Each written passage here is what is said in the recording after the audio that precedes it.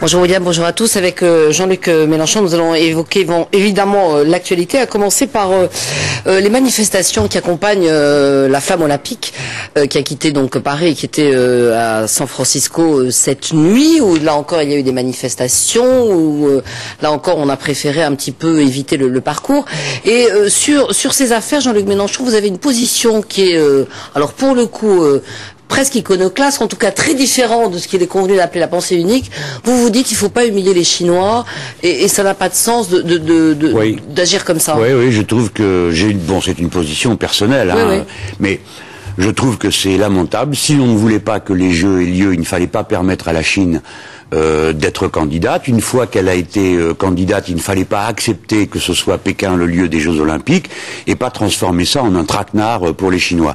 Et j'observe une chose, c'est que tout ça a lieu à propos des événements du Tibet. Donc, qui veut protester ou émettre une critique à l'égard du régime de Pékin, ce qui est assez classique, parce que chaque fois qu'il y a eu des Jeux, on a protesté contre le régime du pays. Parce qu'on peut dire quand même qu'en Chine, les droits de l'homme, c'est pas un modèle. Ah ben clairement, ils n'en ont pas la même vision que nous. Mais je fais remarquer, par exemple, quand il y a eu les Jeux aux États-Unis aussi, il y avait eu des protestations, ou quand il y a eu les Jeux à Moscou, peut-être qu'on en dira un mot dans un instant.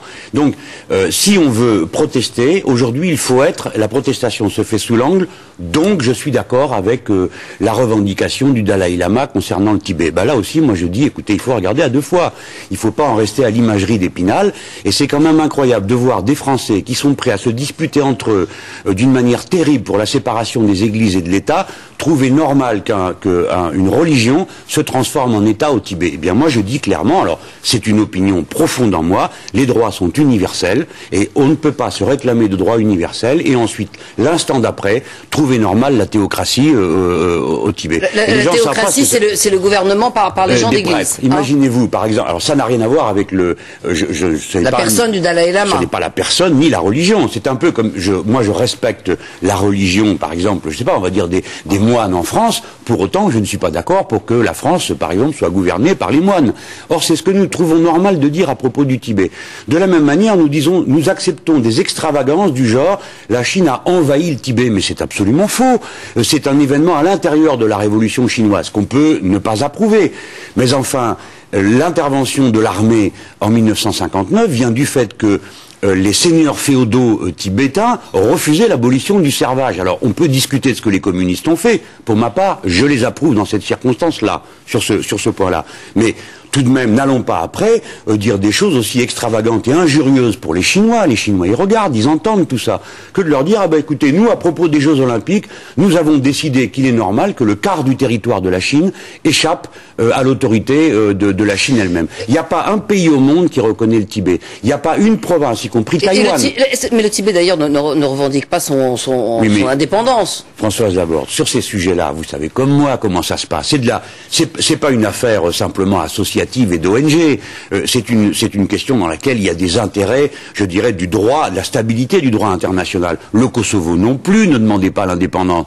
Et pourtant, ça a fini comme ça, avec une base américaine. Bon, donc ne faisons pas les faux naïfs à croire que tout ça se produit comme ça, sans qu'il y ait à l'arrière-plan des enjeux géopolitiques et géostratégiques où des gens se font manipuler. Est-ce que ça veut dire que vous avez le sentiment qu'on demande aux athlètes et à l'olympisme de faire ce que les politiques n'ont pas fait, puisqu'après tout le monde est allé en Chine, y compris d'ailleurs la candidate aux élections présidentielles Ségolène Royal, et qu'à l'époque, on a les droits de l'homme, on en parlait gentiment. Vous avez raison, tout ça patauge dans l'hypocrisie, parce que aujourd'hui, il n'y a pas un candidat à une quelconque élection qui ne commence pas par aller en Chine, parce que la Chine est la grande puissance, il faut donc aller discuter avec. Bon, ensuite, aujourd'hui, il y a les ONG qui protestent, ou l'ONG qui proteste essentiellement. Reporters sans frontières, en l'occurrence. Oui, Reporters sans frontières, qui est une organisation qui est extrêmement engagée idéologiquement les trois quarts du temps, en général. Elle fonctionne aux alentours des cibles que désignent les néoconservateurs américains. Alors un coup c'est Chavez. Vous dire que Robert Ménard est directement influencé par les néoconservateurs américains? Disons que idéologiquement, oui, il est toujours du côté des cibles que désignent les néoconservateurs. Par exemple, il est anti-chaviste contre le Venezuela, bref, on connaît ses positions idéologiques. C'est pas du tout quelqu'un de neutre. C'est pas quelqu'un. Non, mais il défend pas les droits de l'homme simplement. Je crois qu'il défend les droits de l'homme comme beaucoup de gens les défendent, mais lui il les défend France, spécialement dans certains cas et pas dans d'autres. Hein. On ne l'a jamais vu aller protester contre la légalisation de la torture aux États-Unis. On ne l'a jamais vu aller protester contre le fait que les détenus de Guantanamo n'ont pas d'avocat. Bon, et ainsi de suite. Mais je le laisse de côté. Je veux pointer ensuite à votre question l'hypocrisie de la situation. Oui. Après tout, si l'on voulait protester, pourquoi ne va-t-on pas protester au siège d'Airbus, au siège d'Areva, qui ont passé des accords avec la République populaire de Chine? Je vais vous dire ce que je crois. Il y a un fond de racisme anti-chinois dans tout ça.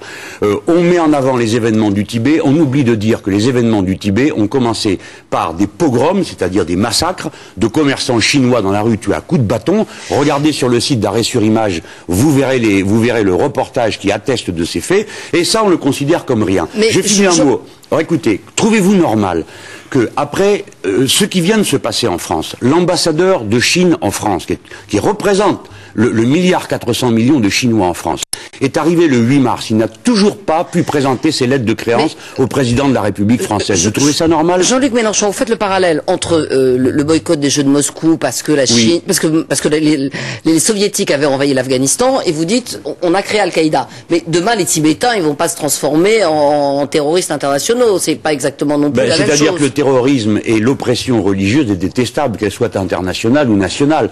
Moi, je ne souhaite pas pour les Tibétains l'autorité des moines. Je le dis clairement.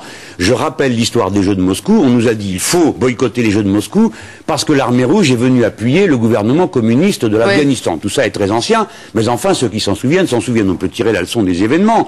Pour lutter contre les communistes, on a soutenu tout et n'importe quoi. Les talibans qu'on a armés et Al-Qaïda qu'on a fabriqué à cette époque-là. Est-ce que vous croyez que le bilan est glorieux? Alors, est-ce que depuis, nous devons nous jeter tête baissée dans n'importe quelle revendication de type religieux et l'approuver sans autre forme de procès? Je ne dis pas qu'il faille approuver la répression violente, mais je dis que tout ça mérite réflexion. Qu'est-ce qu'il faudrait faire? Il faut quand même faire un peu pression sur les droits de l'homme en Chine. Bien. Alors, au moins, au minimum. On fait comment? Écoutez, on peut pas dire aux Chinois, ah ben allez-y, continuez, tapez sur les gens, mettez-les en prison. Bien sûr. Il y a un certain nombre de gens qui sont des défenseurs chinois des droits de l'homme en Chine, qui ont été arrêtés, interpellés, mis en prison. Nous en sommes d'accord. Déjà, on pourrait gagner en crédibilité si c'était pas tout le temps deux poids, deux mesures.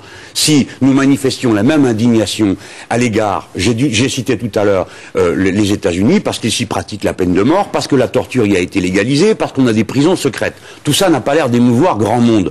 Les Chinois, nous serions plus crédibles quand nous leur parlons si notre indignation n'allait pas toujours du même côté. Deuxièmement, nous pourrions être plus crédibles si nous adressions aux autorités chinoises. Vous et moi, nous sommes ici en train d'en parler, mais le président de la République française, le Premier ministre que nous avons, il pourrait s'adresser au président de la République populaire de Chine, qui porte un nom. C'est pas les Chinois en général. Oui. Il s'appelle Hu Jintao. Le Premier ministre s'appelle Wen Jiabao. On leur pose des questions à ces gens-là? Non, regardez. On ne reçoit même pas l'ambassadeur de Chine.